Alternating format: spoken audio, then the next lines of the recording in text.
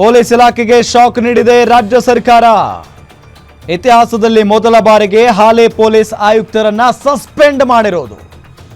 Promotion ನಿರೀಕ್ಷೆಯಲ್ಲಿದ್ದ police ಆಯುಕ್ತ B ದಯಾನಂದ್ಗೆ big shock ಇದು. ಮುಂದಿನ ತಿಂಗಳು ಡಿಜಿಪಿ ಆಗಿ ಪ್ರಮೋಷನ್ ಆಗಬೇಕಾಗಿತ್ತು ಬಿ ದಯಾನಂದ್.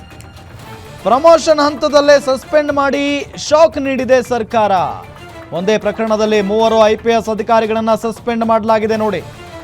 ಸಾವಿರಾರು ಜನ ಸೇರುವ ಮಾಹಿತಿ ಇದ್ರೂ ಕ್ರಮ ಕೈಗೊಳ್ಳದ ಆರೋಪ.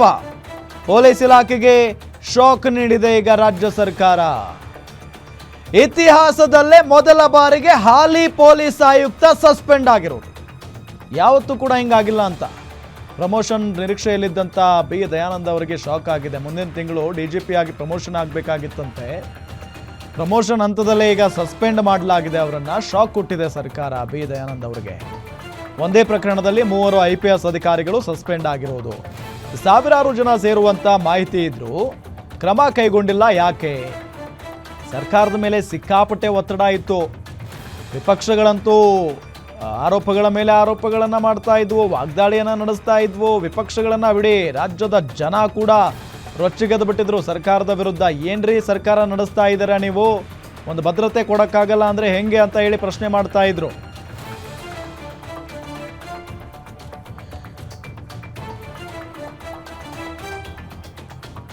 ಇದೇ ವಿಚಾರಕ್ಕೆ ಸಂಬಂಧಪಟ್ಟಂತೆ ಡೀಟೇಲ್ಸ್ ಕೊಡ್ತಾರೆ ನಮ್ಮ ಪ್ರಿನ್ಸಿಪಲ್ ಎಡಿಟರ್ ರವಿನಾರಾಯಣ್. ಇತಿಹಾಸದಲ್ಲೇ ಮೊದಲ ಬಾರಿಗೆನಾ ಇದು ಈ ರೀತಿಯಾಗಿ ಕ್ರಮ ತೆಗೆದುಕೊಂಡಿರೋದು? ಅದು ಕೂಡ ಒಬ್ಬ ಹಾಲಿ ಪೊಲೀಸ್ ಆಯುಕ್ತರನ್ನ ಸಸ್ಪೆಂಡ್ ಮಾಡಿರೋದು?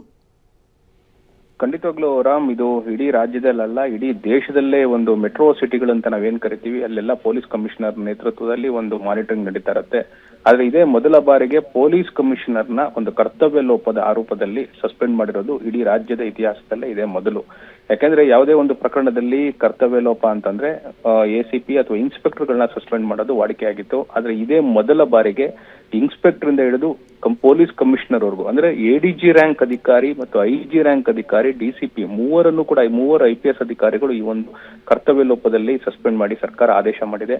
ನಿಜಕ್ಕೂ ಕೂಡ ಇದೊಂದು ಪೊಲೀಸ್ ಇಲಾಖೆಗೆ ರಾಜ್ಯ ಸರ್ಕಾರ ನೀಡಿರುವಂತಹ ಒಂದು ಬಿಗ್ ಶಾಕ್ ಅಂತಾನೆ ಹೇಳ್ಬೋದು ರಾಮ್.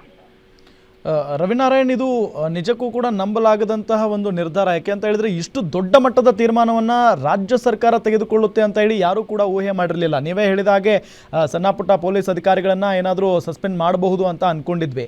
ಇನ್ನೊಂದು ಕಡೆ ಪೊಲೀಸ್ ಇಲಾಖೆ ಬರೋದು ರಾಜ್ಯ ಸರ್ಕಾರದ ಅಧೀನದಲ್ಲಿ, ರಾಜ್ಯ ಸರ್ಕಾರದ ಒಂದು ಭಾಗ. ಈಗ ನೋಡಿದ್ರೆ ಏಕಾಏಕಿ ಪೊಲೀಸ್ ಅಧಿಕಾರಿಗಳನ್ನೇ ಸಸ್ಪೆಂಡ್ ಮಾಡಿರೋದು. ಈ ಮುಖ್ಯನ ಒಪ್ಕೊಳ್ತಾ ಅಂತ ರಾಜ್ಯ ಸರ್ಕಾರ ತಮ್ಮ ವೈಫಲ್ಯವನ್ನ? ರಾಮ್, ಇಲ್ಲಿ ಬಹಳ ಪ್ರಮುಖವಾಗಿ ಈಗ RCB ಸಂಭ್ರಮಾಚರಣೆಗೆ ಸಂಬಂಧಪಟ್ಟಾಗೆ ಇವರು ಮಾಹಿತಿಯನ್ನ ಕಲೆ ಹಾಕ್ಬೇಕಾಗಿತ್ತು ಪೊಲೀಸ್ ಇಲಾಖೆಯಿಂದ. ಎಲ್ಲಿ ಯಾವ ತರ ಒಂದು ಸಂಭ್ರಮಾಚರಣೆ, ಎಷ್ಟು ಜನ ಬರ್ಬೇಕು, ಎಷ್ಟು ಜನ ಸೇರ್ಬೋದು, ಹೇಗೆ ಇದನ್ನ ಬಂದೋಬಸ್ತ್ ಮಾಡ್ಬೇಕು ಅನ್ನೋದ್ರ ಬಗ್ಗೆ ತಯಾರಿಯನ್ನ ನಡೆಸಬೇಕಾಗಿತ್ತು. ಆದ್ರೆ ಪೊಲೀಸ್ ಇಲಾಖೆ ತಯಾರಿ ನಡೆಸೋದ್ರಲ್ಲಿ ಸಂಪೂರ್ಣವಾಗಿ ವಿಫಲವಾಗಿದೆ.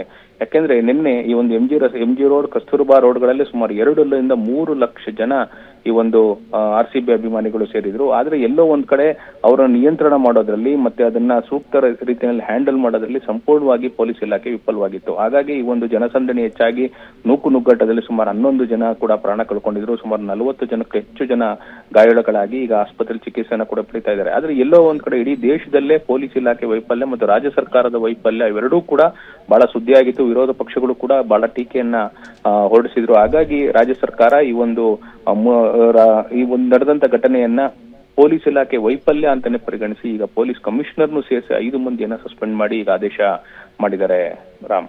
ಓಕೆ, ಥ್ಯಾಂಕ್ ಯು ರವಿನಾರಾಯಣ್ ತಮ್ಮೆಲ್ಲ ಮಾಹಿತಿಗಾಗಿ.